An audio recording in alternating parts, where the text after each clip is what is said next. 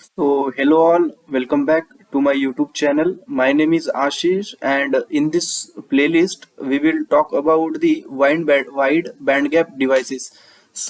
This is the new playlist I'm going to create where this is a lecture of series where we will talk about the wide bandgap devices, then GaN devices, silicon carbide devices, how to characterize these devices, what is the importance of characterizing these devices, and basically we will do the some LT spice simulation of wide bandgap devices, then how to design the gate driver for the wide bandgap devices and its layout, again EMI, EMC, all this thing we are going to see in this course.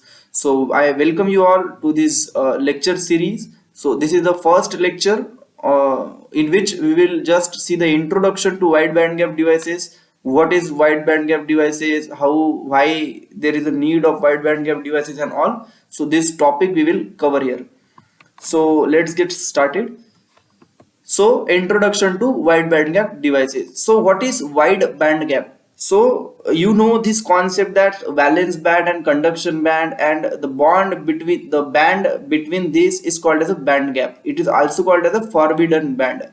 So this band gap is depend on the different material. Different material have different band gap. So how this band gap is related to the our power electronics equipment, so that we will see. So the required energy for electron and holes to transition from the valence band to the conduction band is called as a band gap, right? So we know the most of the power electronics devices are made from the silicon, right? And silicon has a band gap of 1.12 electron volt. So how this band gap is related? So higher is the band gap, higher is the breakdown voltage we can achieve. So this is the concept. Okay, what I said, higher the band gap, higher the breakdown voltage we can achieve. So the semiconductors with large value is called as a wide band gap semiconductors, and there are majorly two devices are available in the market. So first one is a silicon carbide and second one is a gallium nitride. These are the our two wide band gap semiconductor devices, and throughout this course we will mainly focus on these two devices.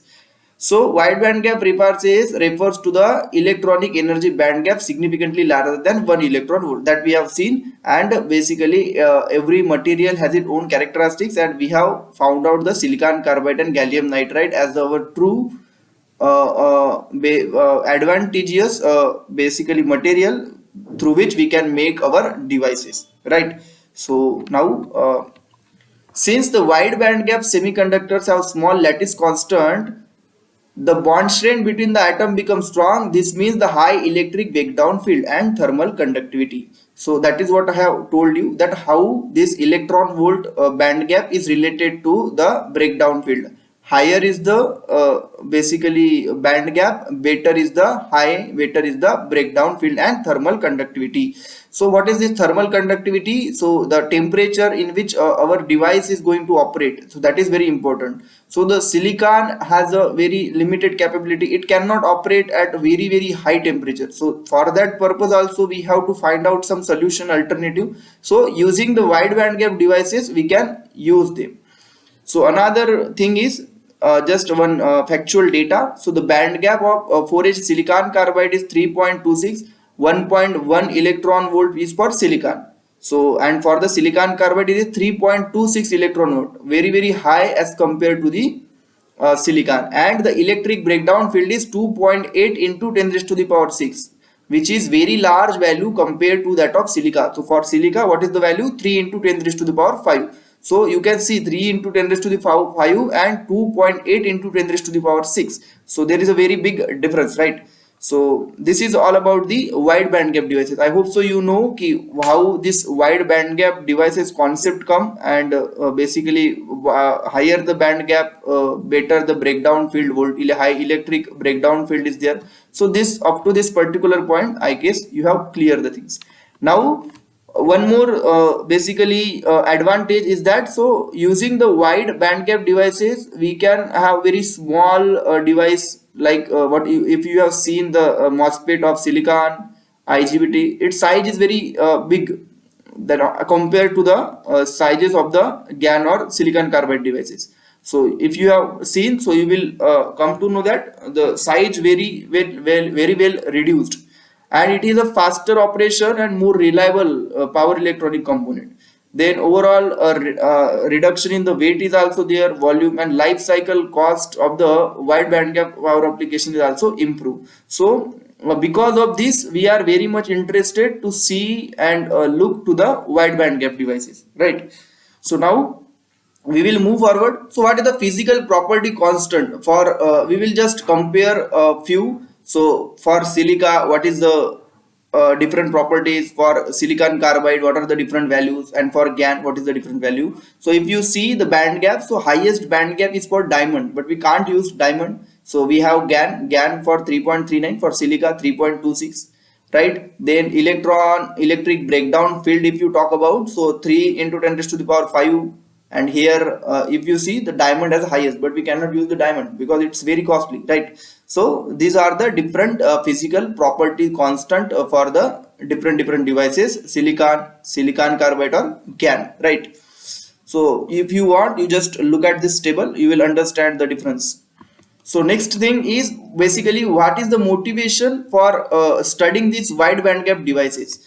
So the wide bandgap devices such as silicon carbide or gallium nitride are gaining a significant attention in the power electronics due to their superior property compared to the traditional silicon based semiconductors. So this is thing we know already. We have discussed that how the wide bandgap devices are more superior than the silicon based semiconductor devices.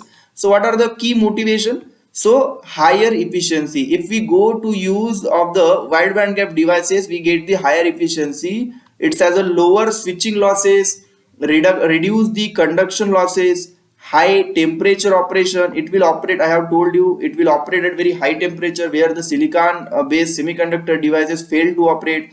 Higher voltage and power rating, basically its band gap is very high, so it can operate at very high voltages and for very high power application.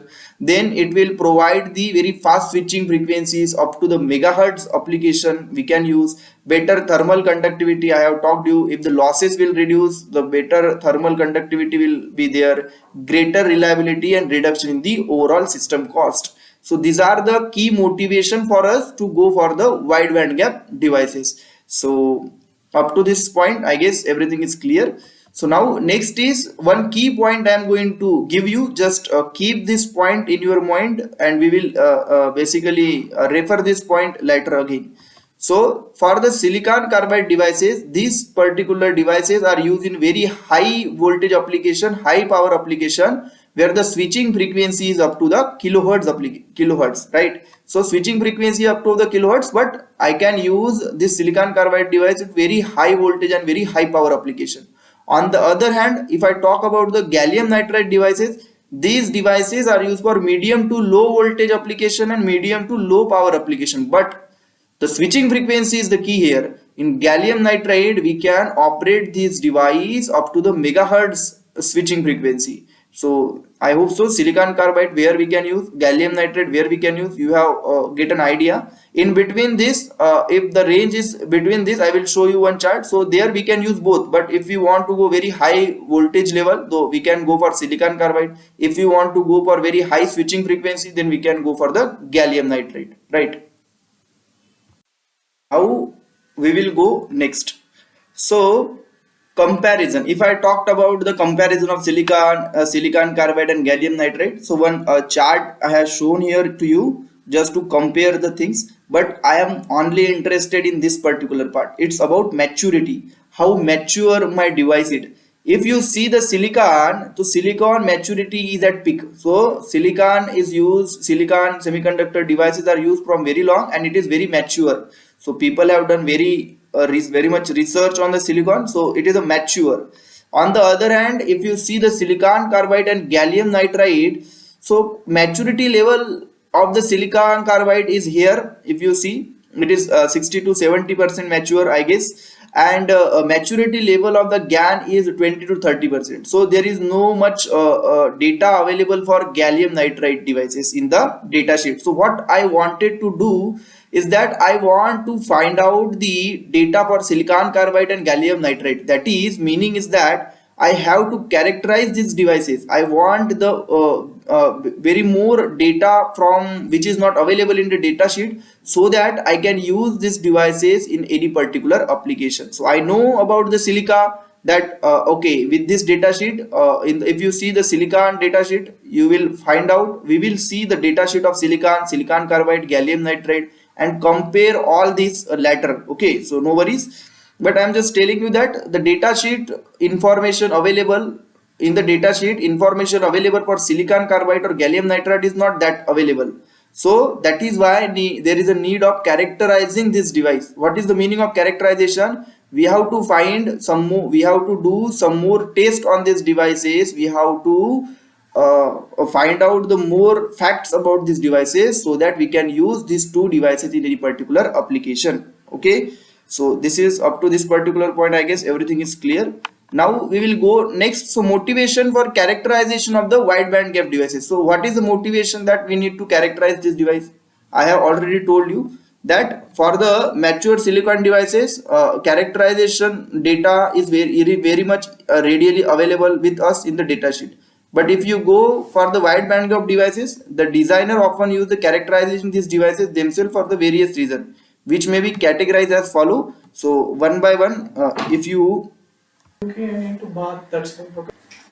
So if we see the one by one point, that what is the need of characterization, right? So even though the wide bandgap semiconductor devices generally provide the data sheet for their devices, but these devices are immature, because we don't have too much of information. That is what I am telling. If you see the data sheet of these wide bandgap devices like silicon carbide or gallium nitride, we don't have that much of characterization available with this. So the same thing I have told you. Second point is again on the data sheet. That data sheet is not completed for the new wide bandgap devices, or the provided data may not cover the condition needed for the particular design. So they have tested the device in some particular condition, but that is not the case we are going to use. If you see the silicon devices, there we have the data available for broader range of test condition, but here what people have done, people have tested these wide bandgap devices for very narrow range of test conditions. So we don't have data available.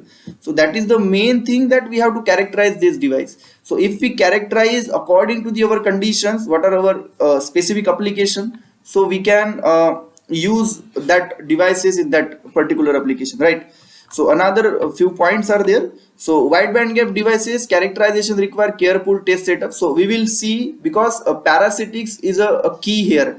So if you see the silicon, we have no what are the parameters and all, what are the its parasitics available and all. But if you see the silicon carbide or gallium nitride devices, so parasitic information is not that accurate. So if we do the test by ourselves by setting up the some test setup, so there are some tests which we can do on these devices. We will discuss those tests later in this playlist.